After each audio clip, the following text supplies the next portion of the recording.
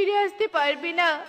বৃদ্ধার অভিশাপ কাটিয়ে আমার সন্তানকে পাখির রূপে ফিরিয়ে আনার কি কোনো উপায় নেই? আছে, একটা উপায় আছে। কি উপায় তান্ত্রিক বাবা? বলুন বলুন আমায়।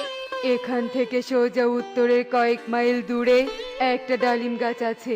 সেই ডালিম গাছের কিছু ডালিম কাঁচা আর কিছু ডালিম পাকা। ওই ডালিম গাছের একটা কাঁচা ডালিম আর একটা পাকা ডালিম এনে যদি তোর এই ছানাকে খাওয়াতে পারিস, তাহলেই তোর ছানা পাখির রূপে আসতে পারবে। আমি আমার সন্তানের জন্য সব করব। আমি এক্ষুনি যাব ওই কাঁচা ডালিম পাকা ডালিম আনতে। তান্ত্রিক বাবা, আপনার কাছে আমার ছানাকে আমানত রেখে গেলাম। আমি ফিরে না আসা পর্যন্ত আমার ছানাকে একটু দেখে রাখবেন। ঠিক আছে, আমি আশীর্বাদ করি তুই সফল হয়ে ফিরে আয়। টনি আর কিছু না বলে তান্ত্রিকের কাছে বিদায় নিয়ে তান্ত্রিকের বলা সেই ডালিম গাছের উদ্দেশ্যে উঠতে থাকে। এভাবেই বেশ কিছুক্ষণ কেটে যায়। সেই কখন থেকে উঠছি, এখনো পাচ্ছি না কেন সেই ডালিম গাছের দেখা? আমার যে আর মন মানছে না। হে বিধাতা, আমাকে সাহায্য করো। টনি এভাবে বলতে থাকে আর উঠতে থাকে।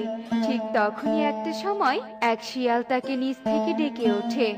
এই যে পাখি বোন, একটু শুনবে? আমাকে একটু সাহায্য করবে? বলো শিয়াল দিদি, তোমার কি সাহায্য চাই? আমার অনেক পিপাসা পেয়েছে, তুমি আমাকে একটু পানি এনে দিবে? আসলে সদ্য সন্তান জন্ম দিয়েছি তো, তাই হাঁটতে পারছি না। তুমি আমাকে দয়া করে একটু পানি এনে দাও বোন, নয়তো যে আমি পিপাসায় মরেই যাব। এভাবে বলো না দিদি, তুমি একটু অপেক্ষা করো, আমি এক্ষুনি পানি নিয়ে আসছি। এই বলে টনি পানি আনতে চলে যায় আর কিছু সময়ের মধ্যেই পানি নিয়ে ফিরে আসে। এই নাও দিদি, পানি খাও।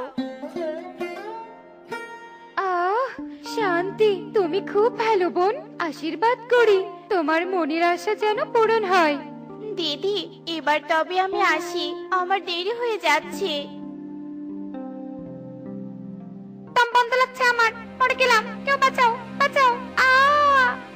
এ কি, মনে হচ্ছে কেউ বিপদে পড়েছে আর বাঁচাও বাঁচাও বলে চিৎকার করছে। কিন্তু কে এমন করে চিৎকার করছে? আশেপাশে তো কাউকে দেখতেও পাচ্ছি না।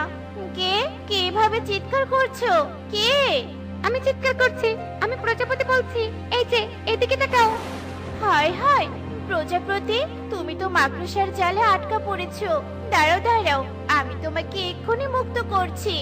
টুনি প্রজাপতিকে মাকড়সার জাল থেকে মুক্ত করে। উফ বাবা, বাঁচলাম। তোমাকে অনেক ধন্যবাদ টুনি। তুমি আমাকে সাহায্য না করলে আজ আমি হয়তো মরেই যেতাম। তোমার এই উপকারের কথা আমি কোনোদিনও ভুলবো না। হয়েছে, আর